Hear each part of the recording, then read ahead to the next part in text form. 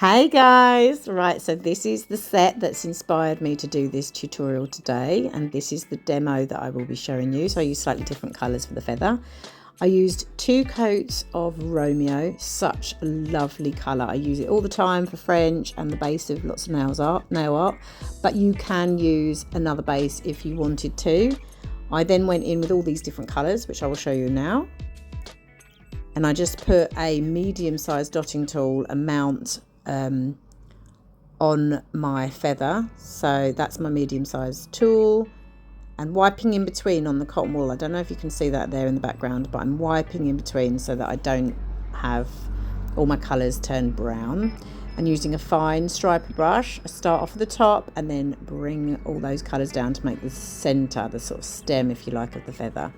Same brush, and I start off at the top of my feather and I bring out, so that product I dotted on I didn't cure, bringing it out and almost bringing it up and out. So rather than going straight out, you're wanting those lines to almost have a direction that is towards the tip of the feather, and you want them to be as fine as possible, but lots of them if you can, with this design, and just bring them out so that they vanish. So not adding any extra product, just bringing out the product that's already there and almost trying to blend. So that's what I'm doing here. I'm trying to blend between the blue and the pink and the coral because I didn't want them to be too separate. And that's what it looks like now. And then I went in with an art paint, starting off with the base of the feather and bringing it to the tip so there's less product on as you get to the end. And rather than adding more black, I'm using the black again from the stem and bringing it out into little tiny feather-like lines.